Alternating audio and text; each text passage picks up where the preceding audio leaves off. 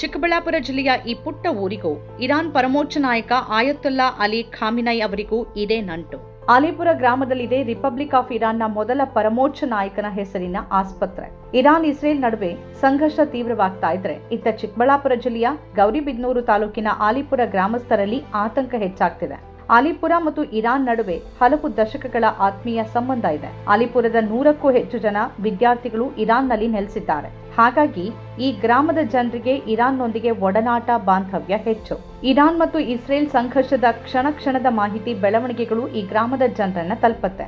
ಕ್ಷಿಪಣಿ ದಾಳಿ ವೇಳೆ ಅಲ್ಲಿ ಮೊಳಗುವ ಸೈರನ್ ಶಬ್ದ ಮೊಬೈಲ್ ಕರೆಯ ಮೂಲಕ ಅಲಿಪುರದಲ್ಲೂ ಪ್ರತಿಧ್ವನಿಸುತ್ತೆ. ಅಲ್ಲಿ ಇಸ್ರೇಲ್ನ ಒಂದು ಕ್ಷಿಪಣಿ ಬಿದ್ದರೆ ಇಲ್ಲಿ ಹೃದಯ ಬಡಿತ ಹೆಚ್ಚಾಗುತ್ತೆ. ಇರಾನ್ನಲ್ಲಿರುವ ಇಲ್ಲಿನವರು ಸುರಕ್ಷಿತವಾಗಿರಲಿ, ಅವರಿಗೇನೂ ಆಗದೇ ಇರಲಿ ಅಂತ ಈ ಗ್ರಾಮದಲ್ಲಿ ನಿತ್ಯ ಪ್ರಾರ್ಥನೆ ನಡೆಯುತ್ತೆ. ವೈದ್ಯಕೀಯ ಶಿಕ್ಷಣ, ಧಾರ್ಮಿಕ ಶಿಕ್ಷಣದ ಕಾರಣಕ್ಕೆ ಅಲಿಪುರದ ಶಿಯಾ ಮುಸ್ಲಿಮರಿಗೆ ಇರಾನ್ ಅಚ್ಚುಮೆಚ್ಚಿನ ತಾಣ. 20,000 ಜನಸಂಖ್ಯೆಯ ಅಲಿಪುರದಲ್ಲಿ ಶಿಯಾ ಮುಸ್ಲಿಮರದ್ದೇ ಪ್ರಾಬಲ್ಯ.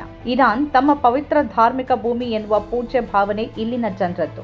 ಇರಾನ್ನ ಈಗಿನ ಪರಮೋಚ್ಚ ನಾಯಕ ಆಯತುಲ್ಲಾ ಅಲಿ ಖಾಮಿನೈ ಅವರ ಧಾರ್ಮಿಕ ಆದೇಶಗಳನ್ನ ಚಾಚೂ ತಪ್ಪದೆ ಪಾಲಿಸುವ ದೊಡ್ಡ ವರ್ಗವೇ ಇಲ್ಲಿದೆ. 1986ರಲ್ಲಿ ಇವತ್ತಿನ ಇರಾನ್ನ ಪರಮೋಚ್ಚ ನಾಯಕ ಆಯತುಲ್ಲಾ ಅಲಿ ಖಾಮಿನೈ ಅವರು ಅಲಿಪುರಕ್ಕೆ ಭೇಟಿ ನೀಡಿದ್ರು. ಇದು ಇರಾನ್ ಮತ್ತು ಅಲಿಪುರದ ಬಾಂಧವ್ಯಕ್ಕೆ ಸಾಕ್ಷಿ. ಇಮಾಮ್ ಖೋಮಿನಿ ಹೆಸರಲ್ಲಿ ಅಲಿಪುರದಲ್ಲಿ ಒಂದು ಆಸ್ಪತ್ರೆ ಕೂಡ ಇದೆ. ಇದರ ಉದ್ಘಾಟನೆಗಾಗಿನೇ ಖಾಮಿನೈ ಅವರು ಅಲಿಪುರಕ್ಕೆ ಬಂದಿದ್ರು. ಅಲಿಪುರದ ವರ್ತಕರು ಚಿನ್ನಾಭರಣ, ವಜ್ರ, ಹರಳು ವ್ಯಾಪಾರ ಮಾಡ್ತಾರೆ. ಆದರೆ ಇರಾನ್ ಜೊತೆ ವ್ಯಾಪಾರಕ್ಕಿಂತ ಧಾರ್ಮಿಕ ಸಂಬಂಧ ಗಾಢವಾಗಿ ಬೆಸೆದುಕೊಂಡಿದೆ. ಯಾಕಂದ್ರೆ ಶಿಯಾ ಮುಸ್ಲಿಮರ ಪ್ರಮುಖ ಧಾರ್ಮಿಕ ಸ್ಥಳ ಮಶ್ಹದ್ ಇರಾನ್ನಲ್ಲಿದೆ. ಧಾರ್ಮಿಕ ಅಧ್ಯಯನಕ್ಕಾಗಿ ಗ್ರಾಮದ 50ಕ್ಕೂ ಹೆಚ್ಚು ಮಂದಿ ಇರಾನ್ನಲ್ಲಿ ನೆಲೆಸಿದ್ದಾರೆ. 15 ವಿದ್ಯಾರ್ಥಿಗಳು ವೈದ್ಯಕೀಯ ವ್ಯಾಸಂಗ ಮಾಡ್ತಿದ್ದಾರೆ. ಪ್ರತಿದಿನ ಕರೆ ಮಾಡಿ ಬಂಧು ಬಾಂಧವರ ಯೋಗಕ್ಷೇಮ ವಿಚಾರಿಸ್ತಾರೆ ಅಂತ ಇಲ್ಲಿನ ಸ್ಥಳೀಯರು ಪ್ರಜಾವಾಣಿಗೆ ತಿಳಿಸಿದ್ದಾರೆ. ನಾವು ಚಿಕ್ಕವರಿದ್ದಾಗ ಖಾಮಿನೈ ಅವರು ನಮ್ಮ ಊರಿಗೆ ಭೇಟಿ ನೀಡಿದ್ರು.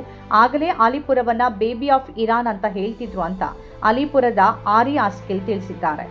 ನಮ್ಮ ಕಾರ್ಯಕ್ರಮಗಳನ್ನು ನೀವು ನೋಡ್ತಾ ಇದ್ರೆ ನಮ್ಮ ಚಾನೆಲ್ ಅನ್ನ ಸಬ್ಸ್ಕ್ರೈಬ್ ಮಾಡಿ, ಪಕ್ಕದ ಬೆಲ್ ಐಕಾನ್ ಒತ್ತಿ ನಮ್ಮನ್ನ ಬೆಂಬಲಿಸಿ. ಹಾಗೆ ನಮ್ಮ ಕಾರ್ಯಕ್ರಮಗಳನ್ನ ಲೈಕ್ ಮಾಡಿ, ಕಮೆಂಟ್ ಮಾಡಿ, ಅದನ್ನ ಬೇರೆಯವರಿಗೂ ವಾಟ್ಸ್ಆಪ್ ಮೂಲಕ ಶೇರ್ ಮಾಡಿ. ನೀವು ಹೀಗೆ ಮಾಡಿದಾಗ ನಮ್ಮ ಚಾನೆಲ್ ಮತ್ತಷ್ಟು ಜನರಿಗೆ ತಲುಪಲು ನೀವು ನಮ್ಮೊಂದಿಗೆ ಸಹಕರಿಸಿದ ಹಾಗಾಗುತ್ತೆ. ಇದು ನೀವು ಯಾವುದೇ ಖರ್ಚಿಲ್ಲದೆ ಕೆಲವೇ ಸೆಕೆಂಡುಗಳಲ್ಲಿ ನೀಡಬಹುದಾದ ಸಹಕಾರ. ಧನ್ಯವಾದಗಳು.